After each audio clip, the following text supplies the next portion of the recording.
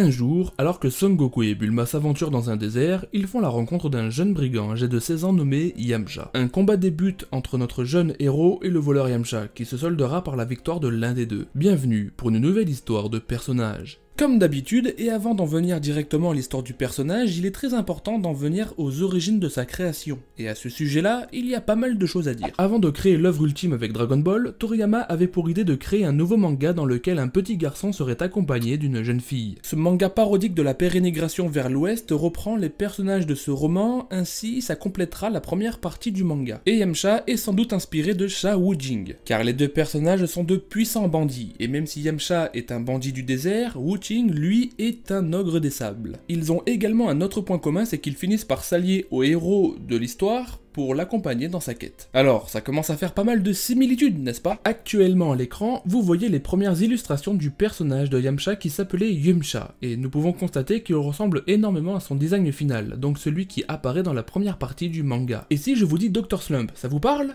Bien évidemment, on a déjà parlé de Muten Roshi et son alter ego en quelque sorte dans cette même œuvre. Pour Yamcha, c'est similaire, un personnage nommé Tsukutsun apparaît vers la fin du manga et ressemble beaucoup à Yamcha. Il porte lui aussi un bandeau autour de la tête et il est un fervent pratiquant des arts martiaux. Encore un point commun entre les deux personnages, c'est qu'ils partagent également des liens moraux vis-à-vis des filles, puisqu'ils craignent d'être approchés par celles-ci. Alors que Yamcha c'était à cause de sa timidité, Tsukutsun se transforme en tigre lorsqu'il touche une fille, une malédiction dont il est victime. En dehors des ressemblances physiques, Yamcha partage d'autres traits similaires avec un autre personnage de la série Dr Slump, et je parle bien de Pink. Car tout comme Yamcha, Pink est un bandit du désert et il est lui aussi accompagné d'un animal de compagnie. D'ailleurs, il utilise un airbike, soit le Jetmo manga pour Yamcha. Et pour conclure, parlons de Mr. O, qui est le protagonisme du one-shot du même nom, qui a été réalisé par Toriyama en 1986. Cependant, il n'a pas réellement servi de base pour la conception de Yamcha. Et d'ailleurs, le point commun que partagent ces deux personnages, c'est le même. En fait, c'est lié aux filles, ils sont mal à l'aise lorsqu'ils sont avec une fille qu'ils apprécient. Petit bonus, lorsque Yamcha se laisse pousser les cheveux lors du 23e Tenkaichi Budokai, il devient littéralement le double de Mr. O. L'auteur a d'ailleurs jugé bon de lui ajouter des cicatrices sur le visage pour lui donner un signe plus distinctif. Et c'est là qu'on se dit, ok, donc jusqu'à maintenant on ne savait pas vraiment d'où venaient les cicatrices de Yamcha, et bien maintenant on a notre petite idée.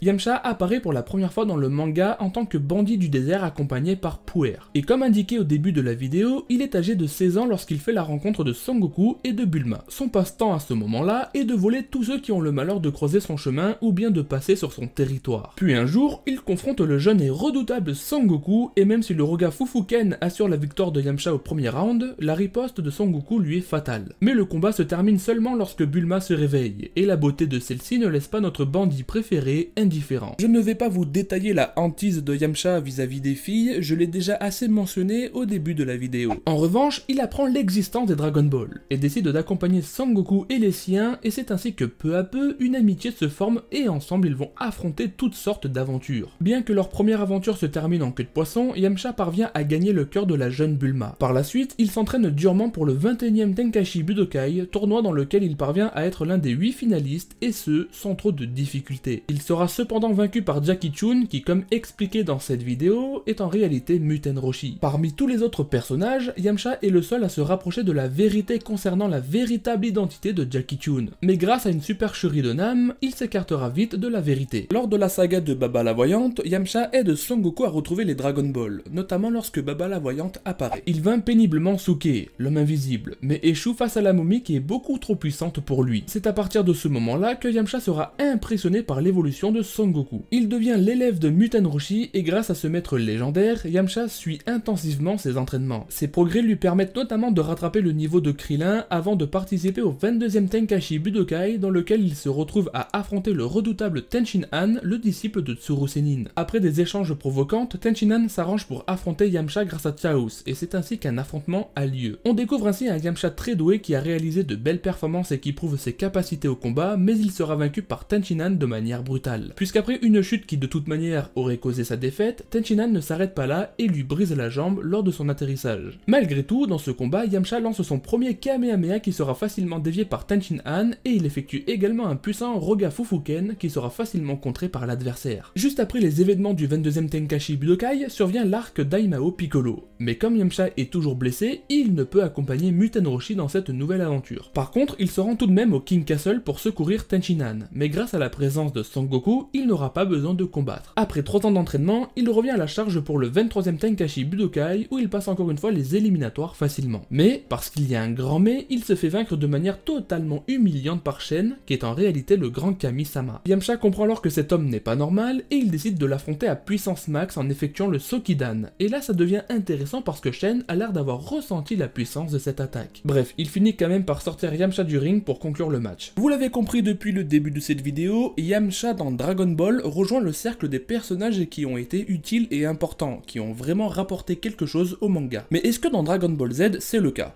Eh bien, nous allons y venir. Lors de la saga des Saiyans, on apprend que Yamcha a suivi l'entraînement de Kami-sama et de Popo dans le but de contrer l'arrivée des Saiyans. Et en l'espace d'1 an d'entraînement seulement, Yamcha parvient à dépasser Raditz en termes de puissance, ce qui est tout simplement surprenant. Yamcha affronte alors un des CB-Man qui, d'après Nappa, ont une puissance proche de celle de Raditz, et malgré ça, Yamcha n'a pas trop de mal à en mettre un à terre. Trop confiant de son nouveau pouvoir, Yamcha baisse sa garde et se fera attraper par un CB-Man qui choisira l'autodestruction pour éliminer notre jeune humain adoré. Une fois mort, il se rend chez Keiyo accompagné de Piccolo, de Tenshinhan et de Chaos dans le but de suivre un entraînement digne de celui de Son Goku. Et pour la saga Freezer, il n'y a pas tant à dire que ça, voilà, il se fait ressusciter, il vit chez Bulma et ne s'entend pas avec Vegeta, rien de surprenant. Avec l'arrivée du roi Cold et de son fils Freezer qui fait son retour dans la franchise, Yamcha est totalement surpassé par la situation, les énergies ressenties étant bien trop puissantes pour lui. C'est avec la présence de Mirai Trunks que sa relation avec Bulma touche définitivement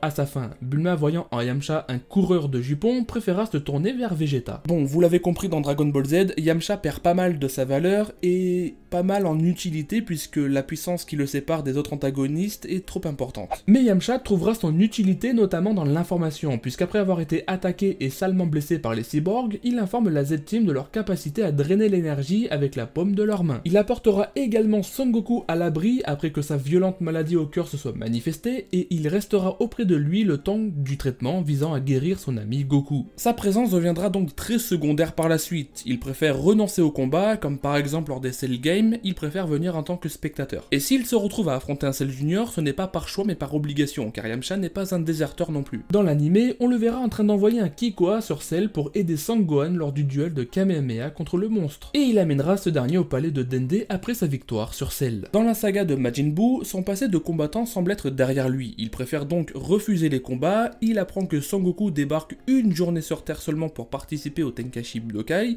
et donc lui aussi préfère y participer, mais en tant que spectateur. Et du coup, voilà, comme je viens de vous le dire, il rejoint la team, mais en tant que spectateur, et au vu de l'écart de puissance qui le sépare de Son Goku, Son Gohan, et puis même Vegeta, ça se comprend totalement. Il énonce également quelques mots très intéressants à Maron, la fille de Krillin, puisqu'il dit que son père est l'homme le plus fort parmi les humains. Quelques séquences plus tard, et après que Vegeta ait tué une partie du public du stade du Tenkaichi Budokai, il accompagne Muten Roshi, Bulma, Videl et C18 à la recherche des Dragon Ball. Ils invoquent rapidement Shenron, mais Sangoku leur demande de ne pas utiliser le dernier vœu. Yamcha meurt dévoré par Super Buu au palais du Tout-Puissant, mais il sera ressuscité peu de temps après. Dans Dragon Ball Super, il n'y a pas tant de choses à dire que ça non plus. Déjà que dans Dragon Ball Z, c'était une catastrophe entre guillemets, et bien dans Dragon Ball Super, c'est pire. Mais en revanche, j'ai pas mal aimé son retour explosif lors de la saga du prisonnier de la patrouille galactique. Car oui, Chaos et lui sont recrutés par Jaco qui voit en eux de potentielles nouvelles recrues. Après bon, Yamcha lui explique qu'ils sont des vétérans. Et plus tard, il se sépare de Muten Roshi, Sangohan, Piccolo, Krillin, Tenshinhan et Chaos pour venir en aide à la patrouille galactique. Il parvient alors à vaincre facilement des sbires de Moro grâce à ses techniques de combat, la patrouille galactique étant alors impressionnée par ses aptitudes. Même si je ne parle plus des films lors des histoires de personnages car bien que non canon ça n'apporte pas grand chose à l'histoire du personnage, je tiens quand même à souligner la magnifique référence à Dragon Ball lors du dernier épisode de Dragon Ball GT. Yamcha fait un caméo où il semble être revenu dans sa première demeure telle qu'il apparaissait dans la première série, ce qui est probablement pour que la boucle soit bouclée. Comme nous pouvons le constater avec la fin de cette vidéo, Yamcha rejoint le cercle des personnages qui ont été utiles et très importants dans Dragon Ball, mais qui a perdu de sa valeur avec les suites comme Dragon Ball Z et Dragon Ball Super. Et oui, car dans Dragon Ball Z déjà, il devient un personnage très secondaire, il ne peut même plus participer au combat puisque l'écart de puissance est trop colossal. Et dans Dragon Ball Super, c'est pire. Après, j'essaye de relativiser et je me dis peut-être que voilà, son écriture est approfondie dans le personnage, dans le personnel et non que dans le combat,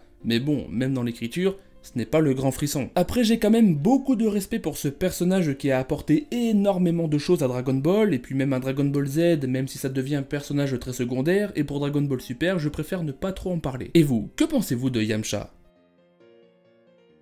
Et voilà les amis, c'est ainsi que je conclus la vidéo sur l'histoire de Yamcha, j'espère très sincèrement qu'elle vous a plu et que vous avez passé un agréable moment devant. Si c'est le cas, bien évidemment, je vous invite à vous abonner, liker et partager, ça fait toujours plaisir et puis ça aide à faire évoluer la chaîne. Dans la description de cette vidéo, vous allez y trouver mon Instagram, si vous voulez venir discuter avec moi, ou bien alors Discord, vous pouvez rejoindre le serveur du commando et ainsi discuter avec d'autres vidéastes passionnés de Dragon Ball. Bref, sur ce, je vous dis à dimanche prochain les amis, que le ki vous guide, ciao.